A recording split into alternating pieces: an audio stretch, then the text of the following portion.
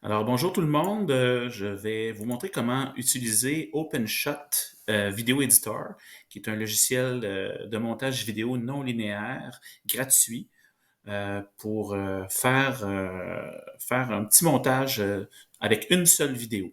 OK, donc on va simplement importer une vidéo qu'on a enregistrée soit sur notre téléphone, soit peu importe. Il faut juste s'organiser pour que la vidéo soit sur notre ordinateur ou sur notre cloud pour l'utiliser dans notre logiciel OpenShot.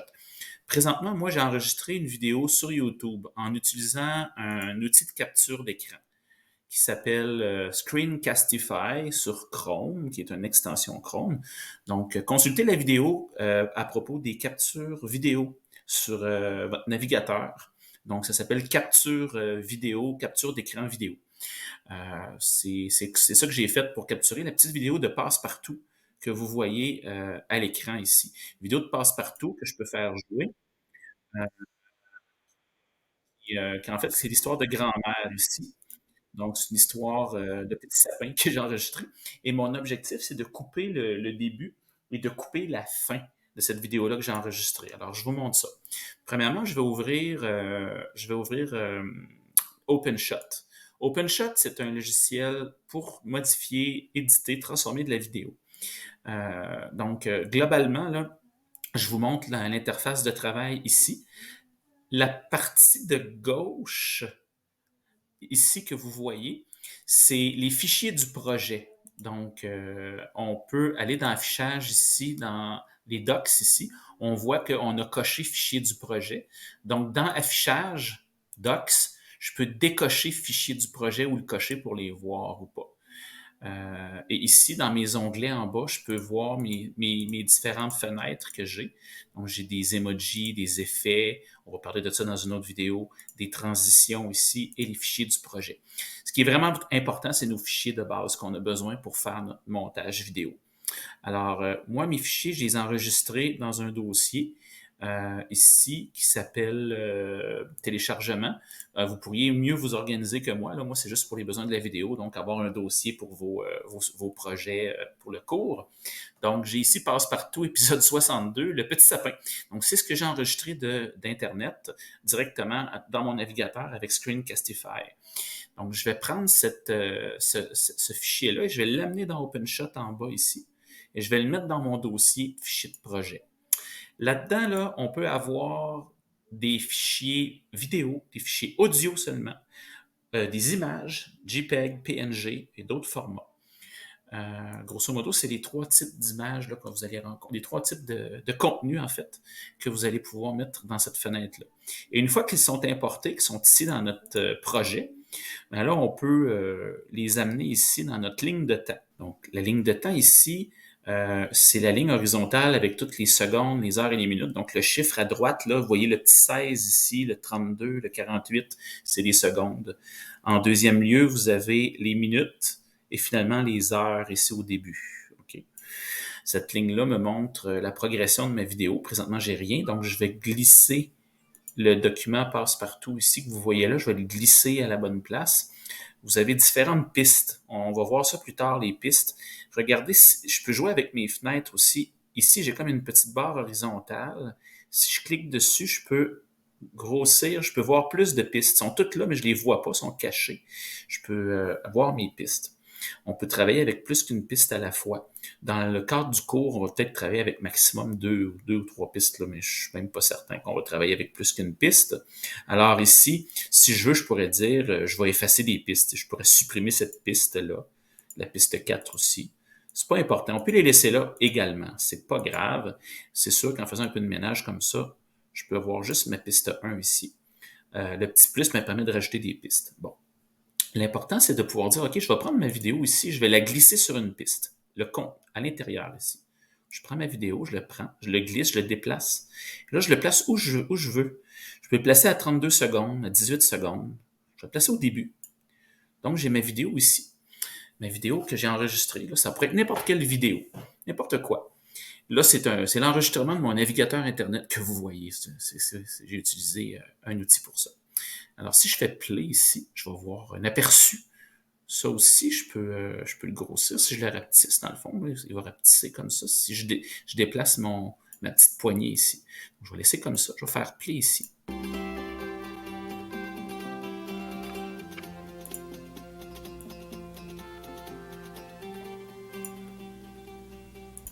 Voilà. Et là, c'est l'histoire qui commence. J'ai fait pause, je vais refaire play. Et pendant que ça joue, vous voyez ici la barre de progression qui me dit je suis où dans ma vidéo. Là, je pourrais aller plus loin automatiquement en cliquant dans la ligne de temps. Pas ici, mais vraiment au-dessus. Ici dans la ligne. Voyez-vous, je me suis positionné ici. Je vais me positionner ici. Je vous déconseille de prendre la ligne de temps et de la glisser comme ça avec en tenant la souris enfoncée. Le logiciel OpenShot, il est gratuit, mais par contre, il y a des petits bugs et ça m'est arrivé quelquefois de faire planter mon ordinateur en faisant ça.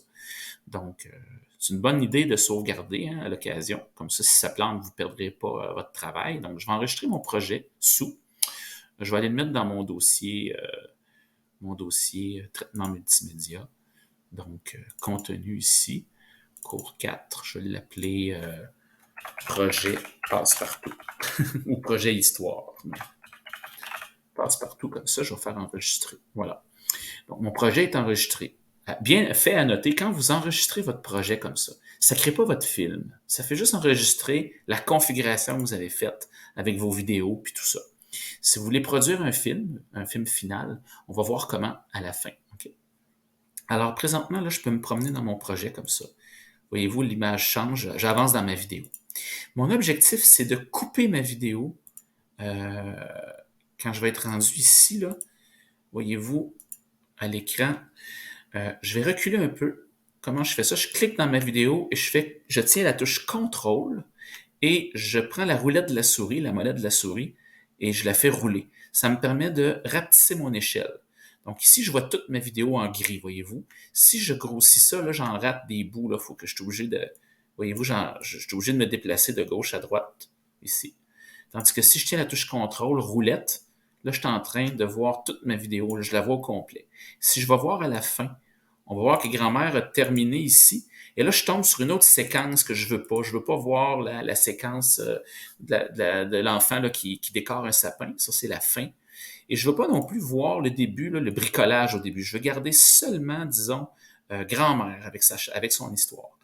Alors, qu'est-ce que je vais faire? Je vais me placer au début ici. Je vais faire un petit zoom là pour être plus précis dans mes secondes. Donc, je tiens la touche CTRL, je touche la roulette, je la roule de ma souris là, pour avancer un petit, pour être plus précis. Voyez-vous, je vois des sauts de 4 secondes, 8, 12, 16. Si je tiens le contrôle et je dézoome avec ma roulette, là, je vois des sauts ici de 16 secondes. 16, 32, 48. Alors, je suis moins précis. Donc, je vais m'avancer. Là, je tombe à 2 secondes, voyez-vous? 8, même 8, 6, 8, 10, c'est ça, 2 secondes. Ça commence à être très précis, là. J'ai peut-être pas besoin de ça. Je vais reculer un petit peu comme ça. Voilà. Là, mon but, c'est de les couper. Hein, couper ma vidéo, le début. Alors, je sais ici que je veux pas ça. Je le laisse aller. Ah, c'est ici. Je vais faire pause. Je vais me replacer à la bonne place. Juste là. Non, je vois grand-mère qui est encore là. Je vois grand-mère. Ça commence que... Ah, ici, je le veux pas, ça. Je vais me tasser juste un peu. Ah, je vais commencer ici. Exactement là. Parce que grand-mère, je sais qu'elle parle pas au tout début, comme ça. Elle va se mettre à parler quand le livre va descendre. Parfait. Pour couper tout ce qui est avant, je vais faire bouton de droite sur, ici, l'espèce de triangle bleu à l'envers. Découper et conserver le côté gauche ou droit. Ben, je veux conserver le côté droit. Donc, ça va m'enlever le côté gauche. Je vais couper ici. Comme ça. Et là, ma vidéo, si je reviens au début, voyez-vous le bouton ici? C'est pour revenir au tout début. En fait, ça recule. Et si je reclique ici, allez, ça, c'est vraiment le début. Il n'y a rien ici. Il n'y a pas de vidéo avant 10 secondes. Si je fais play, là, j'ai rien. Là. Ça avance, mais j'ai rien. C'est parce que j'ai coupé, mais je n'ai pas déplacé ma séquence. Alors, je vais cliquer sur ma séquence ici et je vais maintenir le bouton de la souris. Je vais l'envoyer à gauche complètement. Voilà. Et là, je vais reculer au début. Comme ça. Et là, je vais faire play. Dans une forêt très belle, Parfait. vivait, parmi les grands arbres, un tout petit sapin. Parfait. Donc, mon histoire est commencée. Je vais m'avancer dans mon histoire.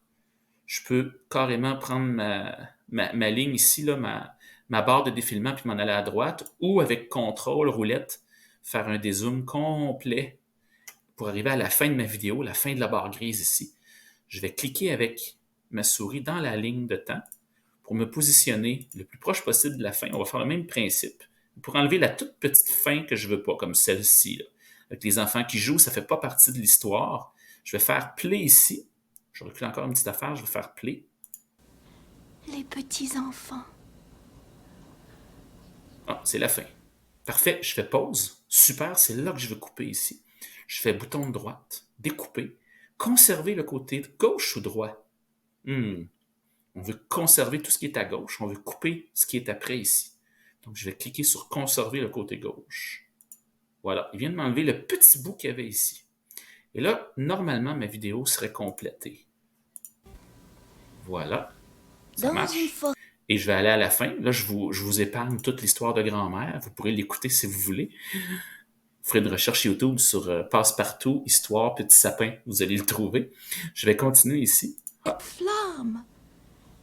Là, ça... Et de réchauffer si bien les petits enfants.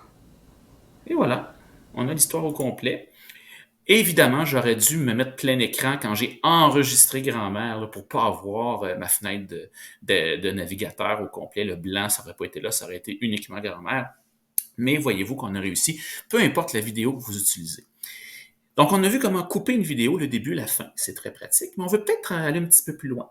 Par exemple, on voudrait, dans cet exemple-là, dans cette petite formation, rajouter une espèce de petit effet de fondu au début de notre vidéo et à la fin. Un fondu, hein, c'est quand l'image passe du noir et on voit l'image au complet. Présentement, il n'y en a pas de fondu, ça a coupé très sec, ça commence comme ça.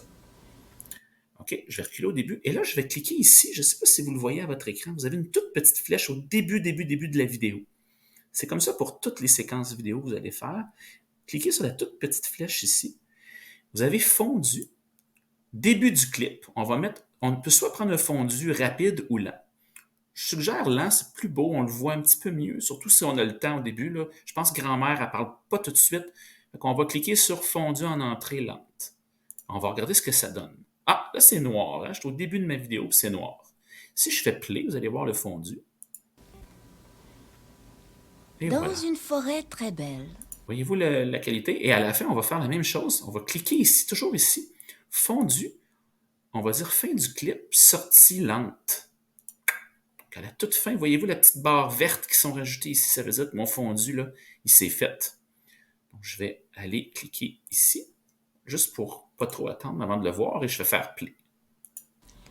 Les petits enfants. Et voilà.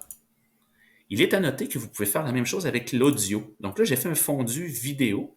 Je vais aller au début, OK, ici. Et là, je vais encore cliquer sur ma petite flèche. Fondu. Non, c'est dans, je crois que c'est dans...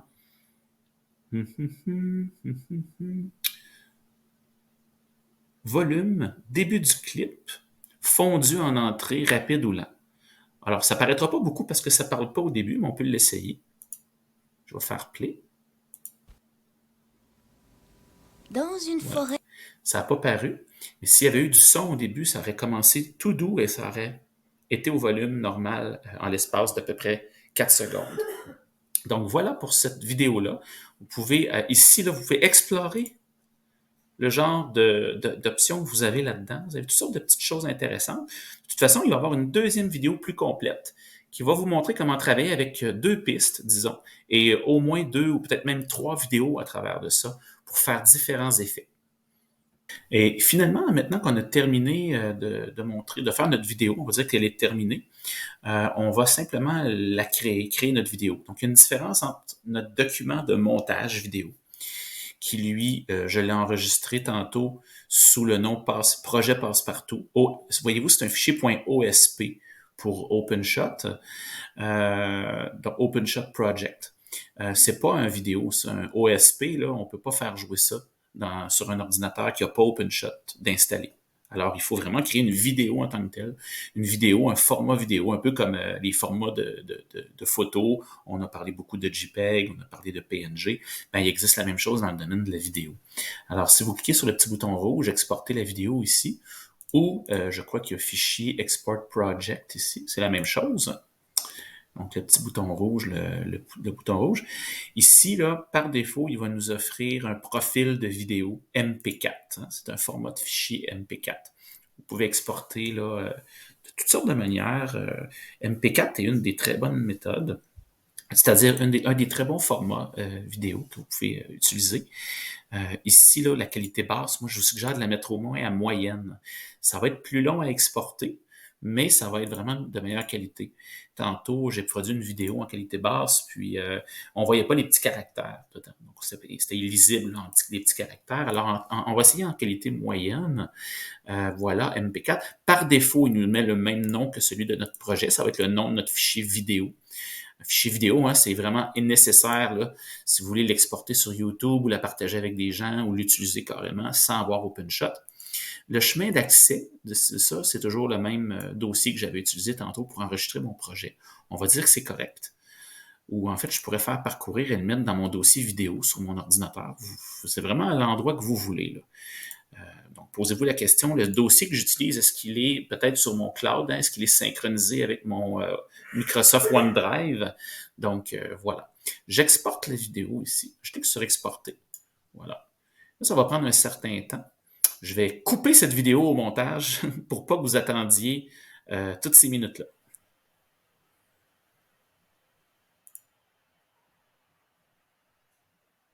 Alors, la vidéo vient de se terminer. Vous avez vu que le 100% a été fait. Il n'y a pas d'autres indices, mais si on va voir à l'emplacement qu'on lui a demandé, donc moi je l'ai mis personnellement dans vidéo, passe-partout, projet, voyez-vous, je l'ai ici là, .mp4, voilà, donc il serait ici, à moins que je l'ai mis dans le traitement multimédia, non, c'est ça, je l'avais mis vraiment ici, projet passe-partout.mp4. Donc mon projet est ici, et je peux maintenant l'utiliser ou la partager, ou en fait faire ce que je veux avec, le mettre sur le web, et ainsi de suite. Merci.